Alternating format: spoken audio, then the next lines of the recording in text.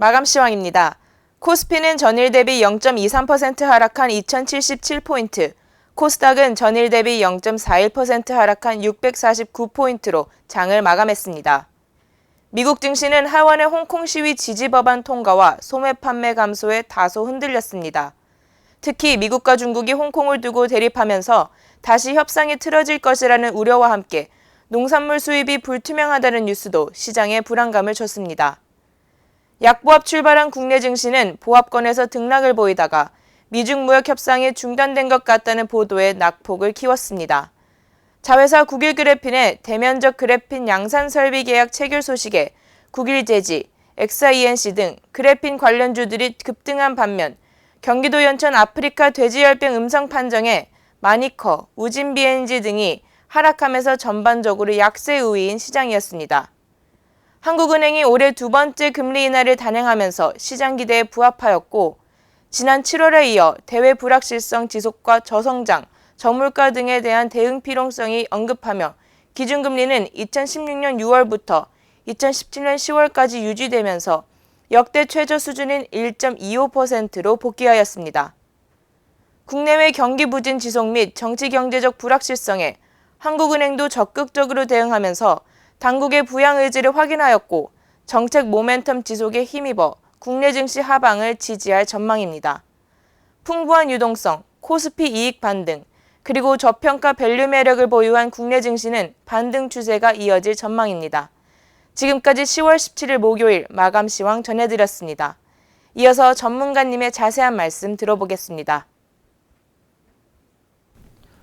네, 오늘은 외국인들의 매도세로 조금 조정을 받으면서 마감하게 됐습니다. 이번 주 이어진 상승 흐름은 오늘 조정 받으면서 약간의 하락이 나오면서 멈췄지만 장기적인 방향 추세는 상방이라고 좀 말씀드립니다. 그래서 지금은 밸류에이션도 저평가되어 있기 때문에 조금은 좀 마음 편하게 그렇게 좀 투자하시면 좋겠습니다.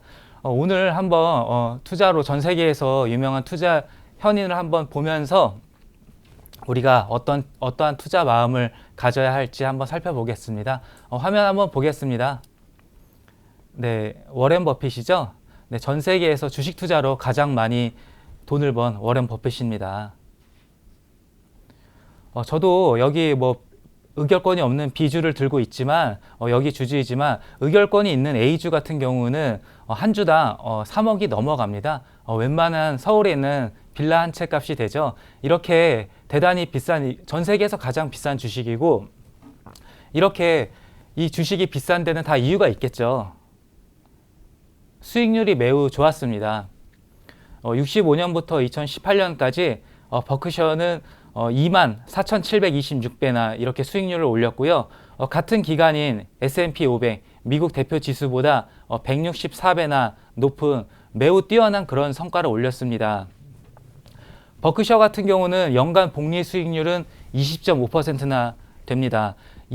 연간 20%를 벌면은 전 세계에서 가장 최고의 부자가 될 수 있습니다. 20%라는 숫자가 1년당 20% 버는 게 적게 느껴질 수도 있지만 10년을 벌게 되면은 원금의 6배가 넘어가게 됩니다. 1억을 투자했을 시 10년 뒤면은 7억 2천만 원이 되죠. 매우 크게 복리는 그렇게 빠르게 높아질 수 있다. 그렇게 좀 말씀드리고 그렇기 때문에 화면 한번 보시면은 아인슈타인은 복리는 세계 8대 불가사의이자 인류 최고의 발명품이라 그랬습니다. 중요한 것은 워렌 버핏은 첫 번째도 돈을 잃어버리지 마라. 그 두 번째도 돈을 잃어버리지 말라고 하였습니다. 돈을 잃어버리지 않고 차곡차곡 돈을 쌓아간다라면은 누구나 다 자본가가 될 수 있다라고 자신 있게 좀 말씀드립니다. 그런데 이렇게 뛰어난 워렌 버핏은 화면을 한번 보시면은 시장 수익률은 단기적으로는 이기지 못했습니다. 최근 20년치를 보신다면은 하루 기준으로는 47%, 1개월 기준으로 봤을 때도 시장을 이기지 못했습니다.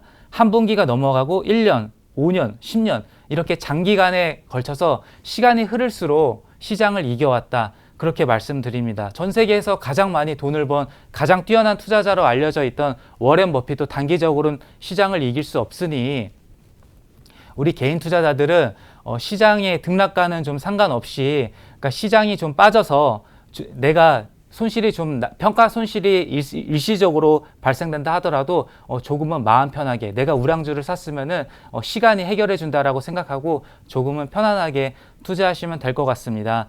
제가 차트 한번 좀 보여드리겠습니다.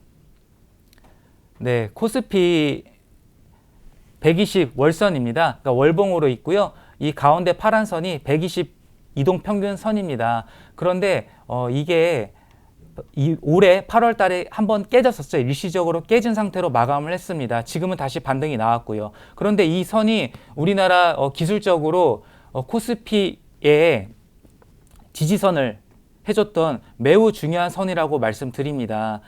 이 선은 지난 10년 넘게 깨진 적이 없습니다. 심지어 08년 때도 깨지지 않았습니다. 일시적으로 터치는 하였지만 마감가는 이 선 위에서 그렇게 형성이 됐었습니다. 이렇게 기술적 분석으로도 우리나라는 현재 바닥 구간에 있고 밸류에이션도 국내 지금 08년 금융위기 최저점보다 약간 높은 수준입니다.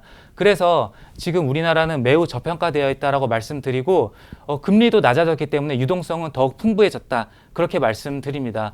유럽의 투자 전설 앙드레 코스톨라니는 금리가 낮다라면은 이것저것 생각하지 말고 주식시장의 다이빙처럼 그렇게 뛰어들라라고 말했습니다. 시장의 소음에 휩쓸리지 않고 저와 같이 시장의 다이빙처럼 뛰어들어서 높은 성과 얻으시길 바라겠습니다. 계속해서 좋은 정보로 인사드리겠습니다. 네, 감사합니다.